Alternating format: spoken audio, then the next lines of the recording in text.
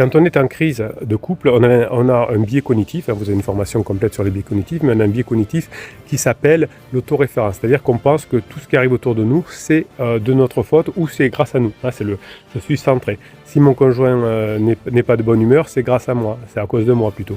Si mon conjoint est de bonne humeur, c'est à cause de moi. Eh bien, vous avez très peu d'influence sur votre conjoint en crise. Vous avez la seule vraiment puissance que vous avez, c'est sur vous-même. Si vous faites des formations, si vous faites de la neurohypnose, si vous faites des états modifiés de confiance, vous allez changer votre comportement. Mais ce n'est pas vous qui changez le comportement de votre conjoint. Alors peut-être que vous avez fait des interdits comme le silence radio, vous avez fait des interdits comme le fuis-moi je te suis, vous avez cédé à la manipulation, vous avez voulu manipuler votre conjoint. Aujourd'hui, votre conjoint vous en veut d'avoir fait un silence radio, d'avoir fait un fuis-moi je te suis. Mais en réalité, c'est pas très grave. Si vous vous formez correctement et que maintenant vous montrez que vous avez changé, le biais cognitif de l'autoréférence sera bien vite oublié. On en parle chaque jour sur notre